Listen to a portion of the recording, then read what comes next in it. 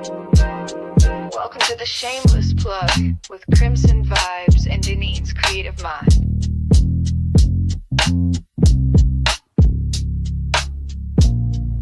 We spotlight the real, no shame in the game. Two queens with the mic calling out your name. From side hustle dreams to headline steam, we raise your voice, we build your team. We don't whisper, we amplify. Your story's power can't touch the sky. This ain't luck, it's divine design. You show up and we align. This is the Shameless Plug, we show you love. Co-sign, you shine like stars above. Dennis and Deneen, the dream tag team. Plugged in, turned up, shameless and supreme.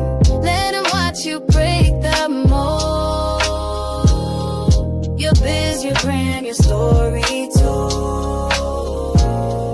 You're next, you're bold, the space is yours. We open paths, unlock new doors. No filters needed, just your flame. We hype your purpose, speak your name.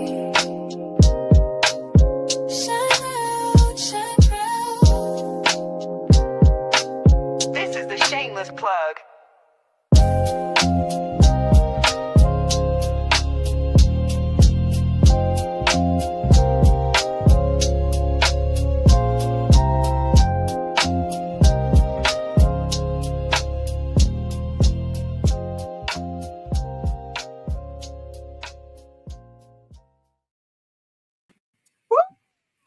Hello.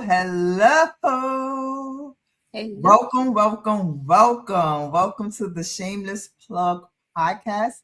I am Deneen Akana. and I am Denitra Taylor. What is going on, everybody? I know what's going on. Well, we got a lot going on. We got a new day. We on Thursdays now. We got a new intro, and we got a new background. Woo-hoo. I love our girls. Look at that. They so cute. They look just like us. These are twins. I know. I gotta my shameless plug. I gotta make my shameless plug a little bit bigger. Gotta put it on the other side. But I know one thing. I wish I had that hair. I wish I had that face, and I damn sure wish I had that body she got going on. Okay. Mine look just like me, so I'm good. You know what? I guess it was the picture that I used, and I used a picture where I had I had on white, and maybe I was looking slim that day, and that's why my picture look all slim and whatnot. I don't know, but I like it. I wish I could put it on my passport, put it on my driver's license and everything. Just put it on everything. You know what I'm saying?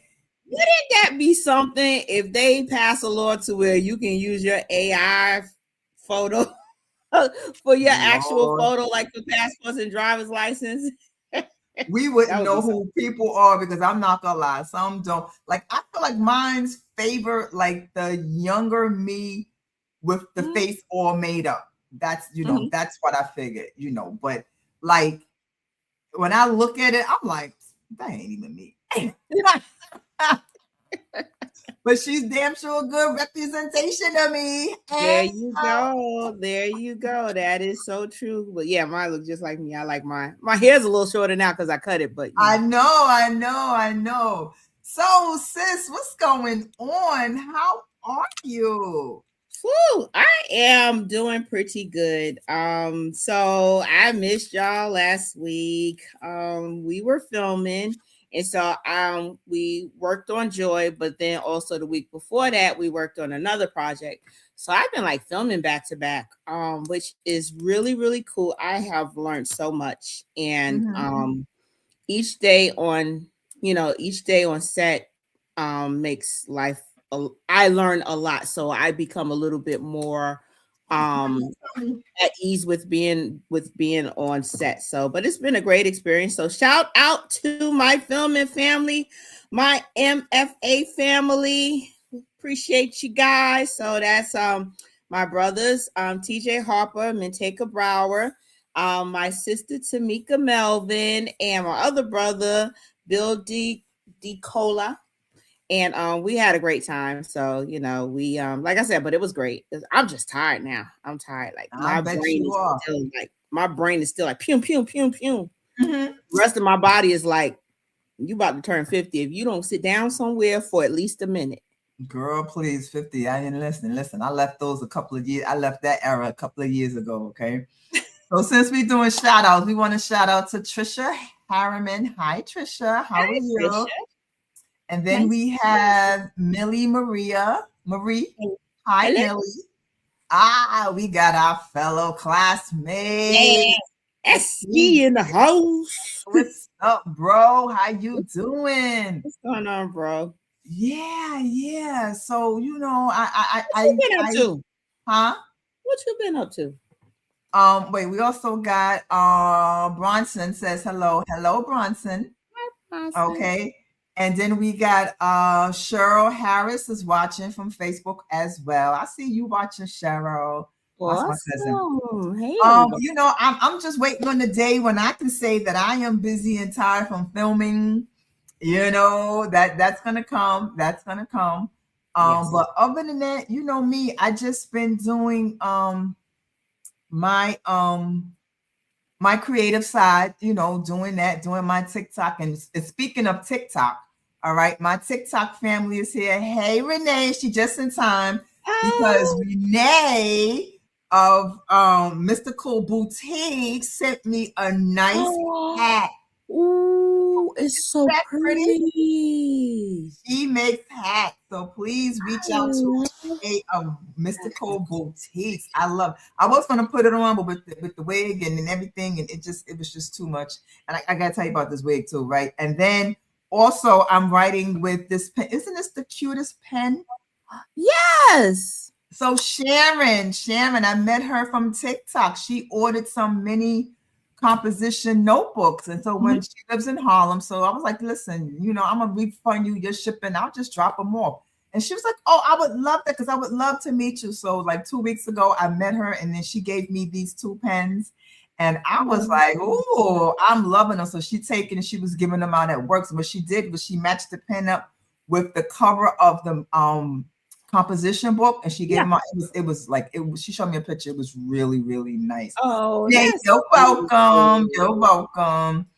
And so, but other than that, you know, I just been chilling, and you know, like I said, you know, so spring is on its way. Time springs ahead this week. Oh my God, everybody is like, oh, I'm gonna miss an hour. I'm like, I don't give a rat's behind.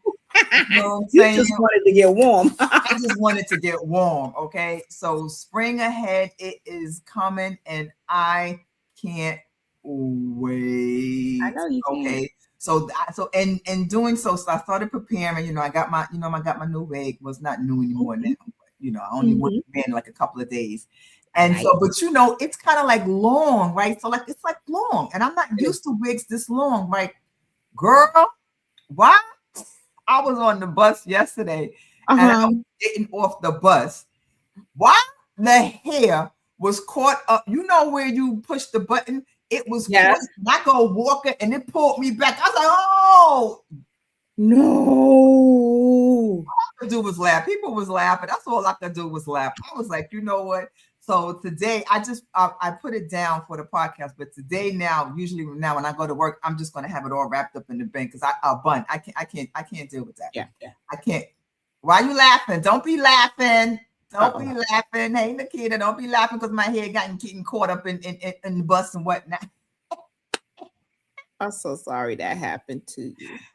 I know, right? A good thing I had it glued on. I had to secure it because it sure enough would have. That is good. Yes. It would have pulled it off. Okay, but you know what? I don't care. I would have snatched it up, got off the bus, and just tilted it back on. Okay? That's right. Just keep it moving. That's right. All we can do. That's all we can do. But other than that, you know, I'm just, you know, I gotta get back into my writing. And it was interesting because Coach called me today. He was like, you know, I'm gonna start sending out some stuff for you. What you got? And I was like, you know what? Actually, I don't have anything, kind of like sorta. You know, I'm finishing up the pitch deck for Not My Child because he can't do Swipe Right for Love by Christmas anymore. Can't do Choir Boy anymore. So I'm like, oh my God, I gotta get some stuff out there. So I gotta get busy. Okay. I gotta get busy with some writing. So I think I'm gonna finish up Not My Child. Okay. And I'm gonna do, he said do a rom-com. So I'm gonna do a rom-com. and then I'm gonna go back and finish the sci-fi.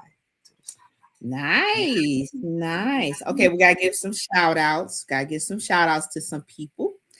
First and foremost, we want to say thank you to the Squirrel Vision Network for picking up the Shameless Plug podcast. You can catch our recordings on that streaming service, and it is Squirrel Vision Network. So please go back and look at prior episodes. Tell your friend about it. Tell your mama. Tell the milkman. Tell everybody at the store. The milkman, really? We don't have milkmans anymore, baby. We don't have milkmans. Says you. I'm sure there's a milkman somewhere. Tell the milkman somewhere about the Shameless Plug podcast, and that you can catch it on Squirrel Vision Network. Got to give a shout out to our coach that you spoke about, Coach John Alexander. Thank you so much for believing on in us, and for getting us on Squirrel Vision Network, and for teaching us everything that we know.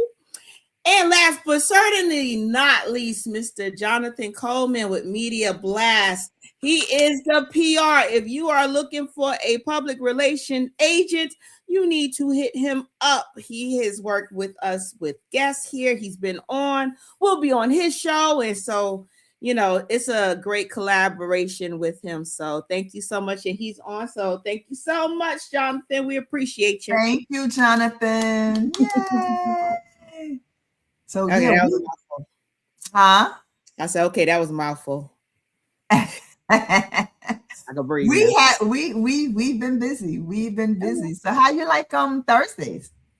I love it. I'm full of energy. I don't know what it is about Tuesday. I think because Monday is like, oh, it's the beginning of the week, and Tuesday is like, it's end of the week. So I got like a whole new energy. Right around Wednesday, I get a burst of energy. So this is perfect for me. Well, I told you I like Thursdays better anyway, because I work from home on Monday, and Monday I'm like slouching around. You know what I'm saying? I got on some rags and whatnot, and then it's like, oh, podcast. So now I got to get up, do the phase, whatever, do all of that stuff. And, so now it's like, it's fine. I just come home from work. I keep my clothes on. I keep the face on. I keep the wig on. And then now we got the podcast. So it really works. I'm just looking forward when I can start doing the podcast, and I'm not cold in my house, and I ain't got to wear no damn scarf and whatnot. Okay. It's coming, sis. It's coming. Yeah, okay. It's supposed to be 60 degrees on Sunday. I think it's supposed to be 67. I don't give a rat's behind. I don't care until it's 67 every day. It can be 67 on Sunday, and then Monday is back to 30. So I'm not excited. That's the weather down here. Yeah, I'm not excited. When it's consistent, that's when I start getting excited. When I don't have to put my heater on, when I don't have to put a scarf on in the house, that's when I'm going to get excited. When I can open up my windows to get some fresh air, that's when I'm excited. All right. So enough about us. Yes. This, as everyone also know, that March is Women's History Month. Yes, it is. And so the following shows for the month, we will definitely be showcasing women. Mm-hmm. We would have had let's keep it real, y'all. We would have had women tonight, but we forgot. We forgot. I'm gonna keep it 100. We forgot it was women's, that we had already booked the gentleman, and we didn't want to say, no, get y'all, come back next month. We didn't want to do that. You know what I'm saying? So we're gonna keep on. We're going to get them to talk about some women in their lives. We're going to bring women some kind of way up in the conversation or whatever, so we can just keep it going with some women. All right. But so we have some amazing guests tonight. And so we're going to start off with Mr. Mark Cummings. You have his bio. See, look, we even changed it up. Now she's reading the bio this time. Just this time. Just don't get used to this. Don't get used to this. Just this time. This whatever. All right, so you on. Go ahead. Read it up. So, Mr. Mark Cummings is the founder and executive producer of A Walk on Water Entertainment, an Ohio-based independent film production company recognized for producing compelling, award-winning storytelling. As a writer, director, producer, and actor, he do a lot. Mm-hmm. Cummings has built a reputation for creating powerful, character-driven films that explore the complexities of the human experience. His latest film, When Three Become One, is currently streaming on Amazon Prime and his official A Walk on Water Entertainment YouTube channel, showcasing his ability to capture emotional depths and authentic relationships on screen. In addition to his work behind the camera, Cummings has delivered outstanding performances in several acclaimed independent films and continues to expand his creative vision through a walk on water entertainment.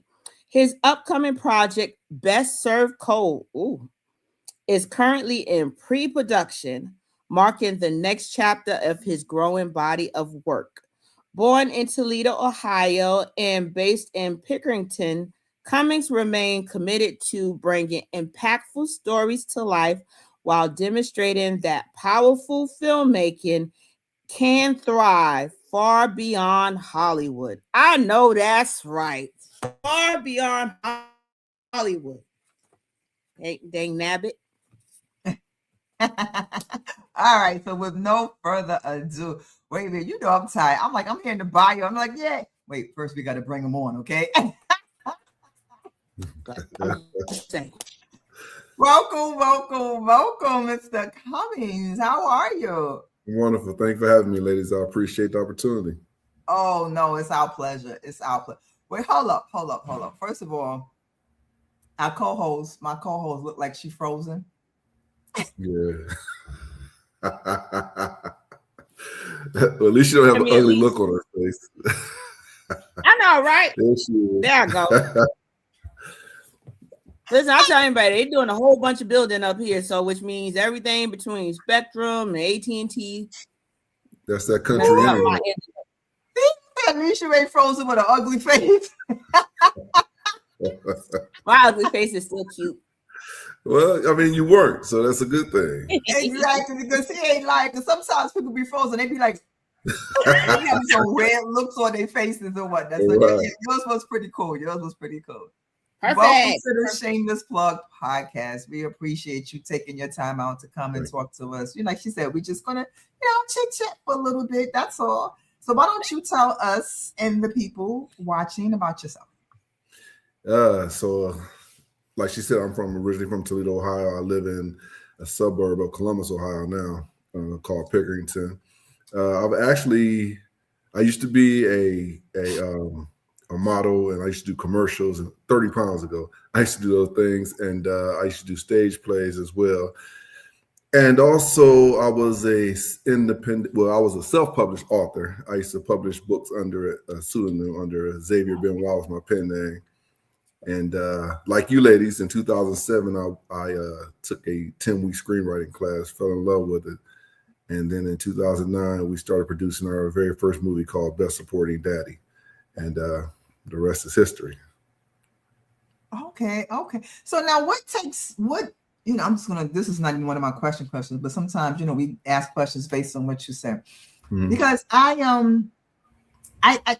think I like writing, and the same thing, when I first started, I wrote my first book and I sent it out there to all the publishers, or hype, because, I thought it was really good and stuff like that. And I sent it out to all the, publishing companies, because it was a romance novel who dealt with romance novels and things like that. And, everybody said no, which was fine. But I think what got me and what turned me to do the self-publishing was that they said no, but you can tell it was like a standard letter that they used, and they had copied it like 150,000 times, and now it was all slanted. And that's telling me you didn't even take the time to read it or anything like that. You know what I'm saying? So I'm starting to feel the same way, with the screenwriting. I mean, of course, I hope someone picks up one of my screenplays and, things like that. But I'm thinking I might want to really start doing it myself. Exactly. So what advice would you give me as a brand new person wanting to go into production and, stuff like that? What advice would you give me? Well, the first thing I always say is you got to be very passionate about it, because if you aren't passionate, then when times get a little rough, you'll quit or give up on it. Mm-hmm. So I think that's the first thing. Research is key to everything. And then, like you and I were talking about earlier, it's hard to find people to really back you with money and everything. So, you have to come up with some type of plan to be able to produce things. And I'm blessed because I have a whole lot of people who just volunteer to work with us from movie 1 until going into movie 8. But back to the advice, again, I would just say you have to be passionate about it, do your research, study your craft, and disregard the no's, because your dream and your path is your path. And if you're determined to make it happen. Yeah, I want to, I want to start up small. Our classmate, SC Dickinson, he told, use your iPhone, get a tripod, whatever, and just film something real small. So I think I already wrote something out. So I think I just didn't get a chance to do it last summer because the summer just sucked and it wasn't hot enough for me. And I was just so pissed I didn't want to do anything. But I think I'm really going to do it like this summer, like, just really shoot it, just like maybe 5 minutes and something. You got to start somewhere small. Yeah. But what's crazy is that everybody say that to me, hey, I did a short. I started off with short. I started off with 3 features, no, actually 4 features before I even did a short. And the only reason why I ever did a short was because of COVID. So that's why I'm doing a short, like Coach tell us when we send out the query letters and they respond, I ain't got no money. Okay. We independent. We broke. My dream is to shoot my little 5-minute on with my iPhone or whatever, and next thing you know, it's at the Sundance Film Festival. This and that is brand new, whatever. That's my goal. Well, that's another thing too, though. You got to watch your words of yourself too. You can't be claiming broke and all those other things, because if you say you broke, you will be broke. My story was, even as a husband and a father, I worked several jobs because I knew that in order to make this happen, I was going to have to be the backing. And so people just ask me, what's your budget? I take out my wallet. This is my budget. And thank God I got people like Denise E. Scott. She's one of my executive producers, and Derek Purnell, he's executive producer. So I got people now that believe in what I'm doing. And so, they're there to support me with their financial backing. I think that's something I have to do, start surrounding myself with people who will work for free. You know what I'm saying? To get it going. Because right now, it's just me. That's all it is. It's just me. I ain't gonna lie. My brother, he ain't watching, but he don't know. He gonna be my cameraman. He ain't he's into photography and stuff like that. So he can probably be the film guy or whatever. You know what I'm saying? But I just want to give honestly, when you just do it, when you just start doing it, right, you'll find, man, look, God will put the right people in your life. Exactly. I'm on it. Next year, this time, I'm gonna have something out. I promise you that. There it is. See, I like that confession. Exactly. Right quick, I want to give a shout out to Tiffany Green. Hey, Tiffany. She's watching. She's sending the fire emojis. All right. So, Denise, let's go with these questions. All righty. So, my first question is writing, directing, producing, or acting. If you had to pick one to do for the rest of your career, which would it be? Oh, that's crazy. You come out the gate with something like that? Yes. Listen, this is how we talk, Oh, that's crazy, man. That's like you asked me what I want, food, water, or air for the rest of my life. Oh, man. I would probably say writing. I would probably say as a screenwriter, because, out of the 7 movies that we currently about to be 8, we currently have, I've written and produced 5 of them. So, no, actually 6. So we have 2 that I allow other writers to take on their story. Like this new one we're about to do, our DP, Tori Crenshaw, she's a young lady. And so she brought the script to me and I said, hey, let's do it. And so she's excited about that. We're all excited about it, actually. Oh, that's cool. Awesome. That is awesome. Yeah, I feel the same way. I think Deneen probably feel like I love writing, so I don't do any other. I don't act. I do everything else. I don't act, but I prefer to write. I'll write all day, every day if I could, and that's all I would do. So, but I only said that because you gave me only one. Yeah, option. I love it. I love it all. I really do. I love it all. In front of the camera, behind the camera. The screenwriting thing is beautiful because it's like you just creating this whole new world. and this environment and all these characters and stuff. So just to develop that and then see it come to life, it's nothing like it. Yeah. The process of writing is amazing, and I say that because I had this idea which is called Swipe Right for Love for Christmas, and it's about women, which a lot of women, young women, their family put the pressure on them, like Thanksgiving and Christmas, showing up with no date and not having anybody. When you're going to get somebody, so that's the premise of the story. And so Coach, he sends out with part of being his screenwriting academy, he sends out our query letters to people 10 a day, and so people buy, still come back. And I had just did the pitch deck. I had not wrote the story at all because I'm the creative side. I love doing pitch decks. I do the pitch. I like writing pitch decks. I do composition notebooks. I do all of that stuff. I am self-published author. So awesome. I love the art of creating, and I really think I might like doing the pitch deck really more than the writing, but I do like to write. And so, someone came back and they saw the pitch deck and it was like, oh, can we get the screenplay? And this was on a Tuesday, and Coach was like, all right, I'll have it to you by Friday. I was like, oh, a feature by Friday? Well, you talking about Friday? He's like, I know you could do it. When I tell you, I think I really, really, really work best under pressure. Okay. All right. Because sometimes it's it can take me 200 years to get started. But once I get started, that's it. It's no stopping. And I mean, for 2.5 days, all I did was write that script. Wow. And, and someone read it and it was like, oh my God, I love it. They love it. And it's actually, being shopped around now. So hopefully, congratulations. Yeah. And she was like, she's like, oh, when I had, the course, she was like, how long did it take you? It's like 2.5 days. It's like, what? 2.5 days. And how something is good to you, because you ever, even with your books, you ever go by when you're doing the editing and you read it and you forget and you start laughing, you be like, yo, this is some good stuff. Like, oh, this, Right. Does that happen to you guys? Because that happens to me sometimes. I start reading and I'll be like, oh, this is hilarious. This is hilarious. And I'm like, wait, dummy, you wrote it.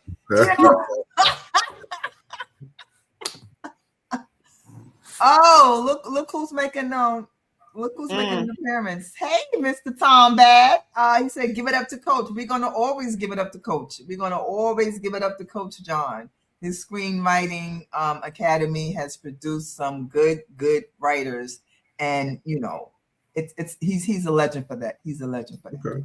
So Mr. Cummins, Tom is our producer that we only see once every quarter, maybe. So you're a special guest because he actually said something today, Okay. I appreciate that. So yeah, he shouted out Coach though, but still.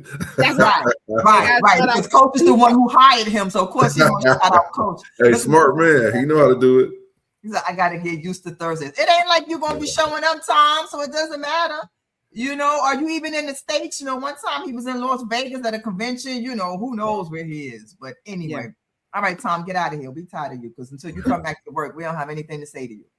All right, so my question. What inspired you to start a Walk on Water Entertainment and build an independent film company outside of Hollywood? So something similar to your story, the first script I had, Best Supporting Daddy, a romantic comedy as well. I had a couple guys.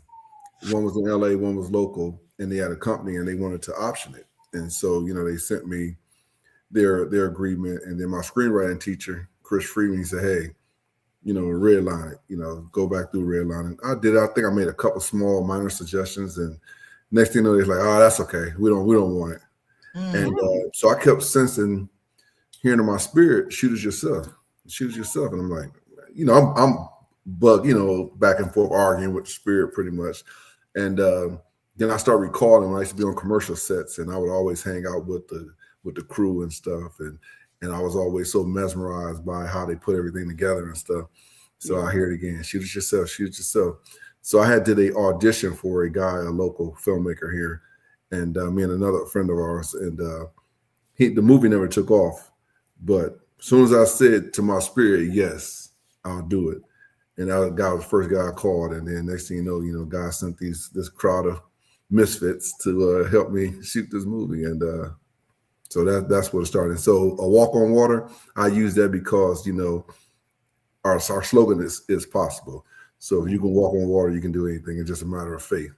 And Right. so that's what I call it, a walk on water entertainment. I love Okay. that. I love that. Love that. Love that. Love that. Now y'all might see some of my movies that say ain't nothing Christian about that dude.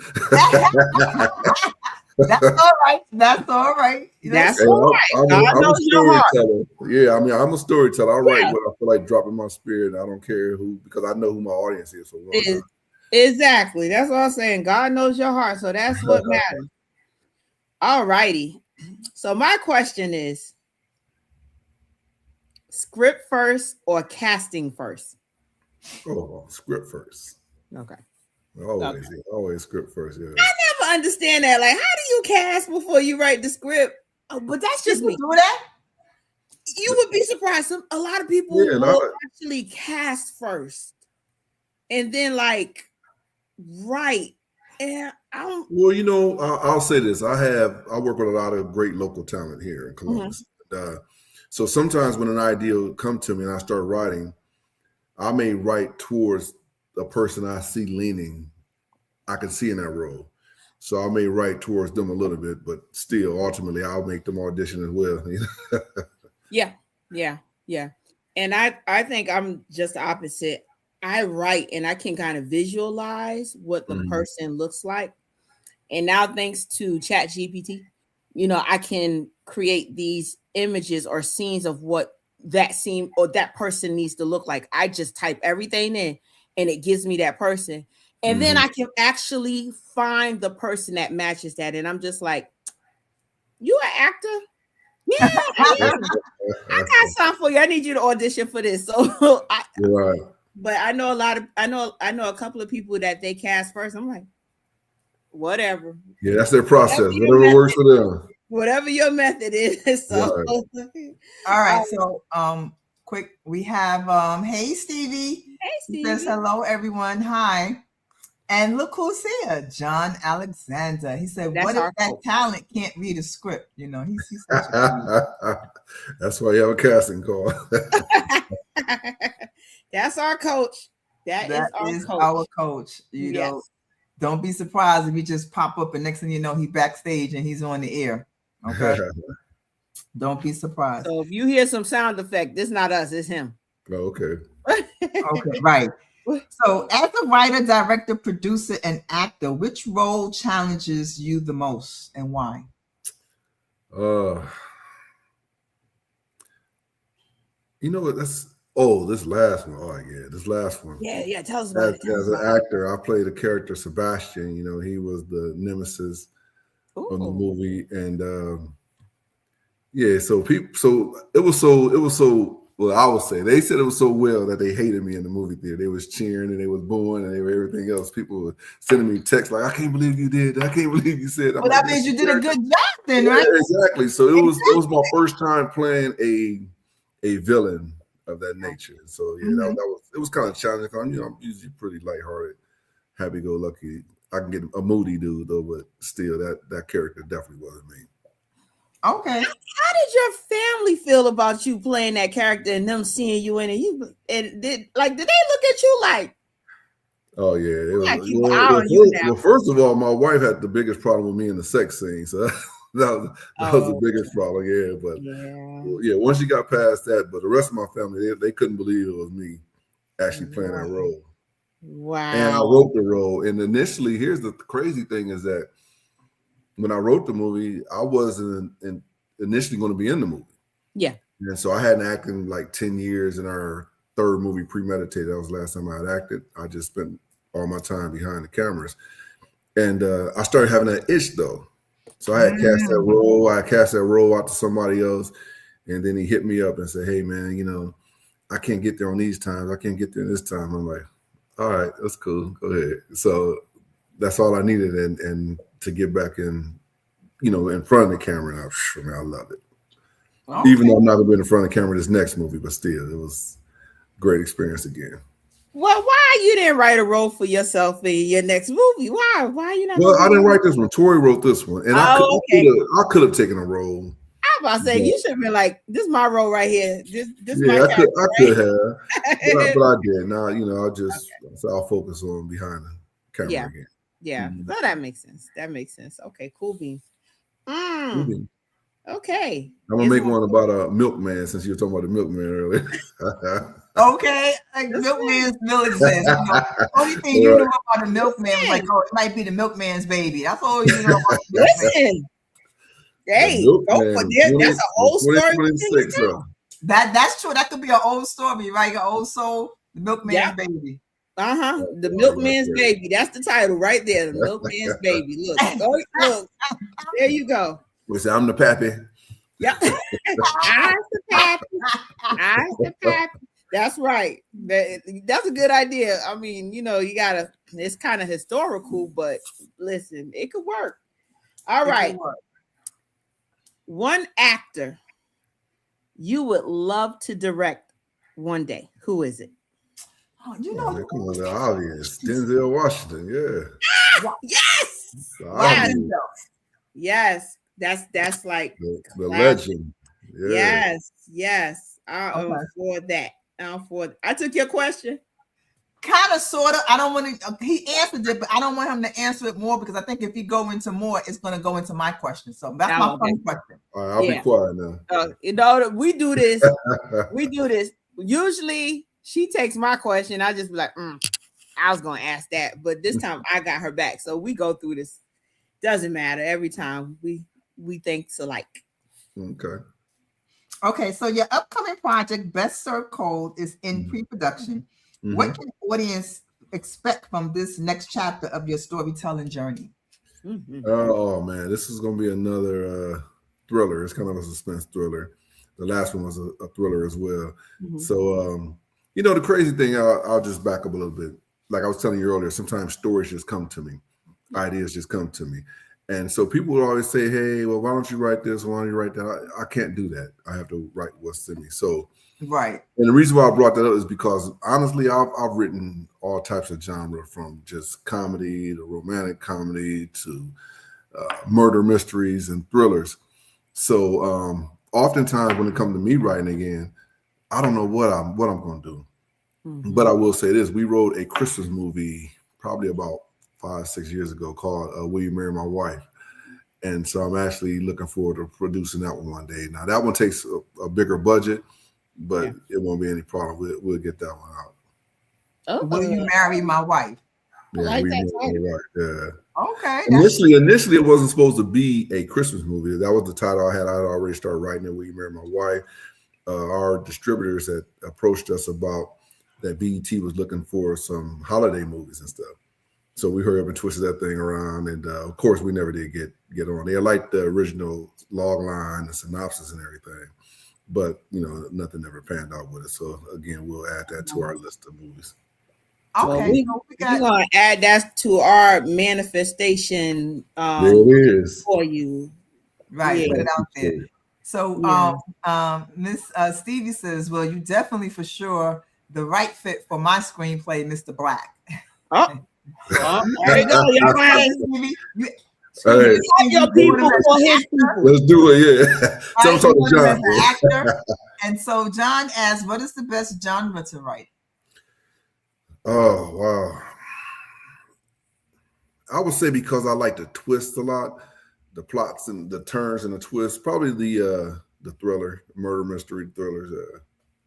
Nice. I think I'm the same way. I think I like writing the murder mysteries and whatnot. John, he's like, hint, hint, because he asks, one is because, like I said, I mentioned earlier, he sends out career letters on behalf of his students. Mm-hmm. And, a lot of people will tell him what they're looking for. And they're looking for holiday movies. Yep. They're looking for faith-based movies. And they're looking for rom-coms. So, and that's why he tells his students that you should be, know how to write in all genres, not just one genre, right. And I get it, because I know, like, even when I first started writing my first book was a romance novel. Had a happy ending, it was just cut and dry. Right. but then you want to challenge yourself. And then you start the next one, you start throwing a little twists and turns in there. Mm-hmm. And then the next one, you throw even more twists and turns, and so eventually, you just start to evolve. And I guess, it's the same way with the writing. You just want to leave them, because what I noticed? After taking Coach's class, right, I've become a critic like I don't know what of movies, right? Right. You be watching and you be like, okay, that's a beat. Okay, that's that. And then you be like, I could have wrote that better. Like, I could have did that better. You know what I'm saying? You're like, now, you read a couple of screenplays and you think that you can just rewrite somebody play better or whatnot, yeah. I think we all have done that and been there before. Oh yeah. I know on my end I have evolved where I'll see something and I'm like, why didn't they do a wide shot of that? So now I'm like, oh my gosh, I'm not just like the story. Now it's like right, you lose track of the story. Mm-hmm. Yeah. And and the crazy thing is sometimes it's hard to even enjoy movies anymore because you're in that mindset. You exactly and stuff. But my wife, they don't like watching movies too much because I usually guess everything's about to happen. Right, and that's the whole thing. As a screenwriter, you try so hard. You don't want people to guess what's going to happen. So that's why you try to make it, you thought it was going to be at the end. You'd be like, you want people to be totally surprised, especially a thriller. You want people to be totally surprised when the ending comes. Yeah. And that's how I was with my movie Premeditated. It was kind of like that as well. But some genres is really hard to do that because it's like typical formula you follow: boy meets girl, boy lose girl, boy get girl back. Like the romance and things like that. So yeah, certain genres is probably a little difficult to really add that twist and stuff. Well, it depends. It depends because I know I wrote one where boy meets girl, this and that, whatever. But I can tell you this: somebody ain't make it to the next one. See, now you done went from romance to like thriller. Yes, I will kill you off in a second in one of my. Are you crazy? Look, either that or it's like the soap opera. They go over the cliff, and then in the next movie, they in ICU and they on rescue. No, I ain't doing no ICU. Nope. If you going off the cliff, you going the last shot. They do. You gonna be dead, okay? Y'all crazy. And it ain't going to be about that was really your twin. Now you come back and everybody thought you was reincarnated. It was really the twin. No, we ain't doing that. You dead. You dead. Okay. No, you dead. All right. We're gonna try to figure out who killed you, but you dead. All right. You ain't coming back. You gotta bring it back. Bring back. We ain't coming back. You could be like the multiverse. Like this, just the same person. It's just an alternative verse that they come back to your universe. I'm sorry, a romantic thriller. Hint. That's what I want. Well, I don't know. A romantic thriller is different than a rom-com because a rom-com is like comedy. A romantic thriller, that's like the movie that I have. I feel My Wedding Day is a romantic thriller. When you got blood and people don't make it to the next one, it's a thriller. Okay, and that's what it's called, My Wedding Day. Huh? That's what it's called, My Wedding Day. Well, it started out as a book. It started out as a short story because I like you said, I'm like you. I don't like people to guess what's going to happen. So they all had surprise ending. And so this ending, when I wrote it, everyone's like, that's it. That's how you're going to leave it. Like, yeah, that's it. It was like, nah, you can't leave it like that. You can't leave it like that. So I ended up making it a series. The ending was still the ending, but I ended up making it. I had to build around it, and and that's what happened. So that's what I like to do. Cool. That's what I like to do. So, okay. All right. I saw Hopeless Hills too. I had a short film I did, Hopeless Hills, and it was a little twist as well where you were expecting it to end a certain way and it didn't. Okay. How long does usually your production, how long does it usually last for you? For a feature, we usually shoot around 20 days or so. And again, we're weekend warriors because we all work not full-time 9 to 5, so we're shooting on the weekends. And we typically shoot in the summertime. So you feel my out to the people. And so usually around 20 days. So however, this one I'm extending this probably around 28 only because last time I had someone else direct and we were there way too long. And so I'm taking over back where I need to be. And then I also got some other equipment I want to get my DP and her cameraman opportunity to experiment with some things. So if I take it extended out 28 days, I give us a little bit more time to be patient and get the shots we really want. Yeah. Coach said, Mark, stop straining with your eyes. Stop straining. Yeah, you see me, huh? I'm trying to read what Coach got to say. Coach is I would love to do a black stage play with no singing, just straight acting with a cliffhanger. Wow.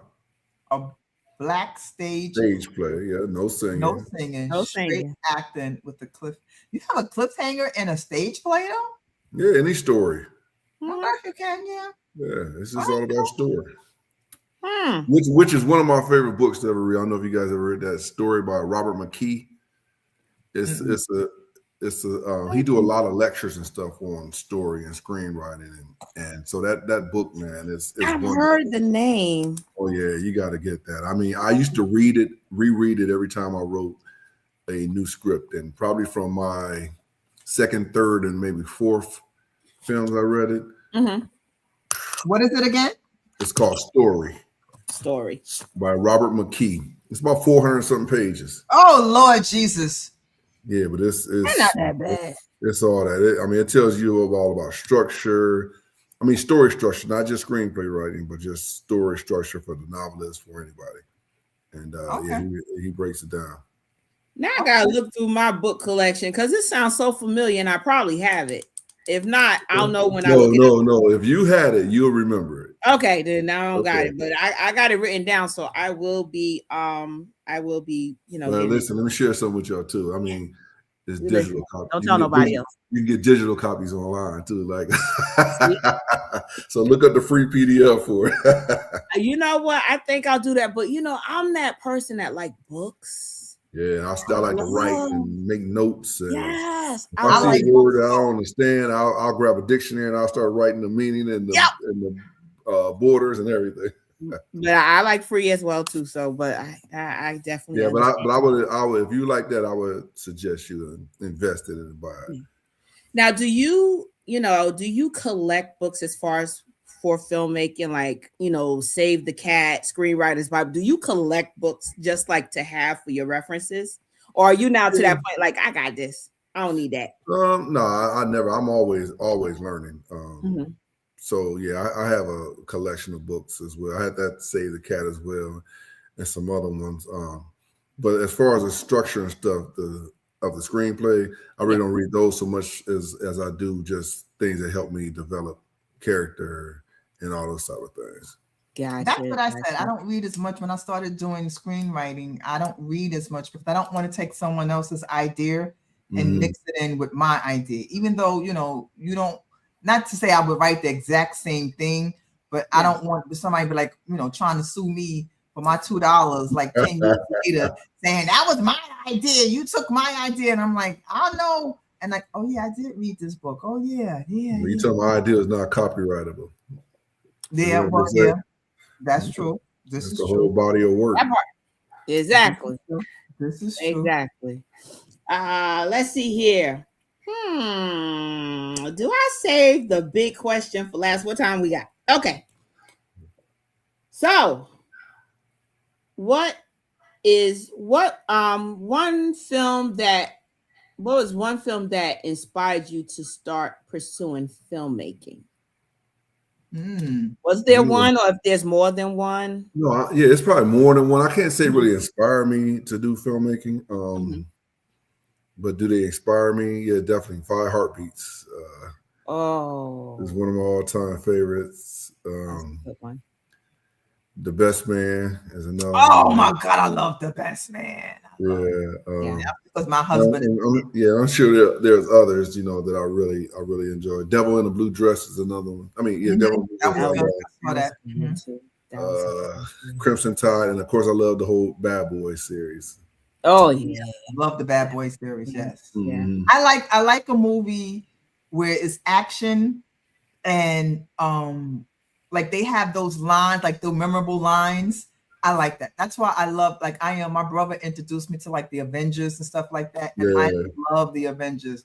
Like like okay, so when when Thor was on the ship and they was talking about his brother, and it was like, your brother, he's like, that's my brother. He was like, your brother killed this, that, whatever. He's like, he's adopted. Like, I love movies like that. You know, when lines are delivered, like, I love those kind of, and it's just like, even in Bad Boys, that, you know, we really got to learn the words to this song. You know, I love movies that have, like, you know, it's serious, but it can break out like a little comedy and whatnot. I love movies like that. Yeah. Well, that's like, you know, like the Five Heartbeats. You know, to this day we all, you know, recite those one-liners and everything in that movie. Right. Yes, that's a classic. That's a classic. Is a classic. It was definitely a classic. I find that for me, and I wish I would have pursued this when I was younger, but you know, not our timing, but God's. I of course grew up in Brooklyn, and for some reason, it was easy for me to interpret and to understand a lot of Spike Lee movies. So Mo Better Blues is one of my favorites. It is, you know, and it was just so profound. Like, I was quiet and stayed still the whole movie and was like, wow. And I don't know why. It's hard to explain now, but it drew my attention.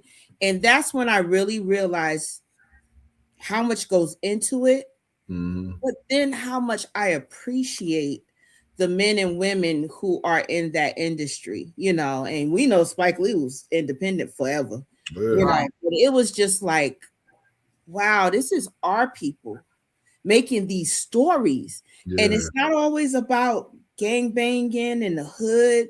You know, we could live in brownstones and we can play the saxophone and we can do jazz bars. And, you know, I mean, he had his ways, of course, you know, he had his ways, but it was like, we are so much more.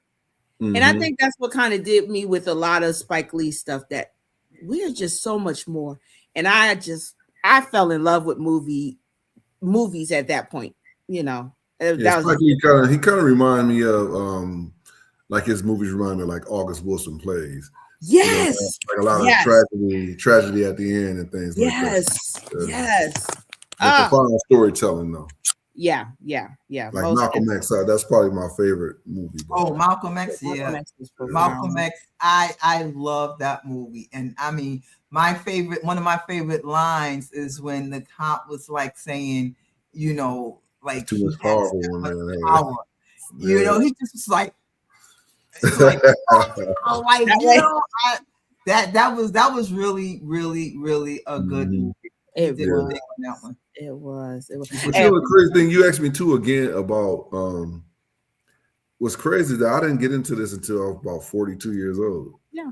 So I'm like a late bloomer in this whole thing. It's never too late, like Luther. Never too late. Yeah, definitely. But I'm just saying, as far as like even as a kid, I never thought about being a filmmaker. You know, I was typical young man, wanted to play basketball and everything else, chase girls and all that stuff, but never thought about exactly. And as much as I enjoy story, though, that's what's crazy. As much as I enjoy movies and everything, it wasn't until my 40s that I was like, hey, yeah, I think I'll get that a shot. Listen, never too late. That's right. Right. What Coach said. Coach says that Malcolm X is the most cinematic Black film of all time. Yes, it is. Yeah. Yes, it is. Yeah. All right, time for my fun question. I can't believe, you know what? I can honestly say this is the first time an hour went by so fast. It's an hour already? It's been an hour, yeah. Oh, that's crazy. Stevie says his first is the color purple. You know, I think I might be one of the black people really. I didn't really care for the color purple. Like I saw it one time, and then that was it. Like I wouldn't put it in my face. It's not in my favorite movies. I don't know what it is about that movie. It didn't move me. It did not. I've heard other people say that. Yeah, like I saw it one, like some movies like Malcolm X. I will see it anytime it come on TV. I will, and that's how you know a good movie, because you watch it on like HBO with no commercial. When it comes on regular show and it has commercials and you still watch it, that's a good movie to you. I don't lie. It's so hard for me to watch anything with commercials. I mean, I know, but I'd rather record something and skip past. I just don't have the patience for commercials anymore. I don't either, but if I really love it, I will watch it. And then when it comes down to the prices of how much some of these streaming services is, I'll watch a commercial.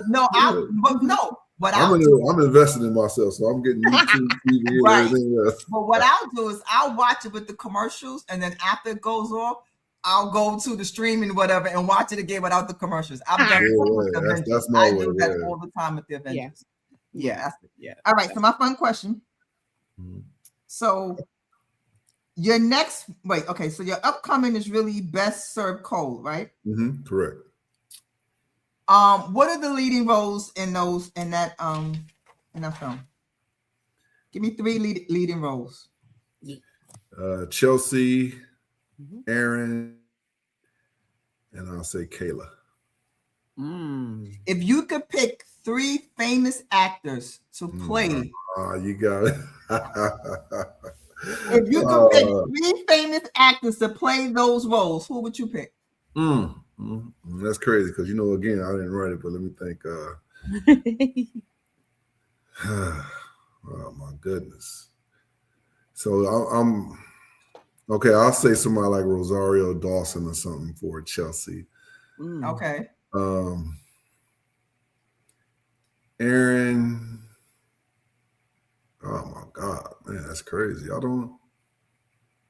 But you know what? Before that, so Chelsea, why would you pick this person for Chelsea? Yeah. She's much older than Chelsea, but because the young lady I have playing Chelsea is I don't know, I believe she's Puerto Rican, Latino, one of us. I don't know, but that's somebody good that I thought of. Okay. And and like I said, they're all younger, so I really can't think of too many younger actors that I see in some of those roles. Maybe Megan Good as Kayla or something. No, that don't even work right because they're sisters. Oh no, you got to skip that question. I can't think of anybody, honestly. All right, we're gonna come back. Yeah, I'll have to email you that later because I can't think of anybody right now. Right off the top of my head. Gotcha. Okay. Well, here's my fun question. If your life hold on, I hope your fun question isn't hard as hers. No. Okay. You got this one. What the fun question? You got this one. My fun question is: if your life was turned into a movie, what would the title be? Do Me, Baby. Do Me, Baby. All right, that's what Mr. The title of his movie is now. That's what it is. I'll probably call it It's Possible. It's Possible. I like that. Yeah. I like that. That was cool. See, mine wasn't that bad. No, that wasn't a fun question. That's a thought-provoking question. Yeah, but I'm gonna come back to you on that one though. All right. We are going to have you back on this show. You're going to have to come back once you have everything finished with your new movie. And as you ready to premiere, you got to come back to the show and tell us about it. Definitely. I'm looking forward to it. I mean, I hope you ladies can go and check out some of our other stuff on our YouTube channel and everything. Sure will. I got it already saved on there. After we done, I'm going to watch because I was like, I started looking through it. I was like, ooh, okay, I got to watch this. So I got it saved. I'm ready. Well, just so you know, I'm gonna give my shameless plug as well. We got about 3 movies on Tubi. Premeditated, Holy Hustle, and A Family Affair. And then, of course, you can see our whole catalog of films on our Walk on Water Entertainment Films, our YouTube channel. Nice. And since you done gave that plug out, you got to tell the people where they can find you at on your social media handles. Oh yeah, definitely Facebook, Mark A. Cummings Sr., and IG as well. I probably need to post a little bit more on IG, and I'm a little behind on all them other platforms. Listen, you're busy. I understand. You're busy. That's a lot. Definitely. This is where social media managers come in on, to post everything for you. So it's a lot to do, and it can be exhausting trying to keep up with. Oh my God, is it? Especially when you got more than one. Oh, it's exhausting. I don't know how content creators do it. Shout out to all the content creators on TikTok, Lemon, and everything else that they want. So more power to them. Yes. Well, right. I wish you ladies the best as well, and good luck in all your endeavors and your writing and screenwriting. And I hope Coach whip you all in shape. Yeah. and good luck on all the queries and everything. So I wish you nothing but many blessings and success. Thank you, and same to you. Even Tom said, "Yay." Okay. Tom, come back to work. That's I all know, you right? I know. So it was a pleasure speaking with you. As I said before, just hang out backstage. Denitra and I are gonna close out the show, and then we're gonna come and talk to you for a few minutes. Sounds good. All right. Thank you. Bye. Oh my God, he was amazing. Dope man, yes. You know what? This is how you know when a guest is definitely amazing, when it inspires you. It's like, yeah, I want to do this. I want to get into this. I really want to do that. I really want to do that. And I love it. Yeah. I love it. And I love the fact that, you know, I mean, because it's not easy being independent, you know, in this industry. It's not easy at all. You know, you wondering how to get things done. But he just goes to show that when you got the right people in your corner, it's possible. Right people, faith, all of that. It's possible. Yeah, you can walk on water with the right. You can walk on water. It's possible. So right, walk on water holding your camera. That's right. That's right. That's right. Getting the best shots. Yes. Getting the best shots, walking all the way. But yes, with that faith will take you a long way and open many, many doors. That's you true. Know, and we definitely wish him the best. Okay. Yes. And who knows? Maybe one day he might write a character for us and what. You know, I don't know. I was in front of the camera and it's interesting. I was like, don't look at the camera. Don't look at the camera. I'm like, dang, I don't know if I like being in front of the camera or behind the camera. Well, either way, you know, even behind the camera, I could be the clapper. There you go. Yeah. Listen, that's fun. It is a lot of fun clapping that thing. You just gotta make sure your hand ain't in the way of it. But it's a lot of fun to actually do it. Here goes Stevie again. Listen, Mark, Stevie is trying to get you to play Mr. Black. All right, he is trying to get you to play Mr. Black. See, Stevie, now your people gotta call his people to get him on as Mr. Black. You got this. Exactly. Yes. You got his Facebook page. Go check them out. Go hit him up. You know what I'm saying? All right. Well, sis, we did it again. What was this? Episode 8. Episode season 2, episode 8. Woo-wee. We rolling right along, probably doing your dialogue face all doing your dialogue face all in the camera. What are you trying to say, Tom? What are you trying to say? Okay. My dialogue face is awesome. Exactly. You know, I ain't studying Tom. So right. So what we got planned for March 19th. Listen, baby, we done got hit up for this one. So March 19th, we are talking to women in film. We are talking to directors, assistant directors, producers, actresses who are in film. We are having a roundtable for Women's History Month. We will be talking about some women that are not only in front of the camera but behind the camera running things. So we can't play my song for that one. I wish we could, but we can't play. We ain't got copyrighted to play the theme song for that one. But it would be who runs the world. Oh, okay. All right. I got you. But wait, why is FCC coming for me? What did I do? What did I say? Tom, right. All right. So it's been good. We had fun. Yes, we did. It was a good episode. With our new look, our new time. We definitely kicked it off with a blast, and I love it. Me too. Now, before we go, sis, hold on. Wait, hold on. You know I'm slow. Oh, there you go. Listen, if you want to shine the light on your hustle, whether you're an entrepreneur, you're a content creator, whatever it is that you're doing and you want to shine your light, hit us up. Contact us, email us a picture in your bio at the Shameless Plug Podcast 25@gmail.com. We'll get back to you to see about getting you scheduled on one of our shows. And again, we are doing our very special episode on the 19th. So if you are a female that is in the industry, hit us up. We would love to have you join our roundtable. All right, there you go. Well, with that said, we have concluded another episode of the Shameless Plug. We appreciate you for watching. Thank you, thank you, thank you. We look forward to seeing you next week. What you got to say, Denisha? That's it. Sayonara. Oh, yeah. Welcome to the Shameless Plug with Crimson Vibes and Denise's Creative Mind.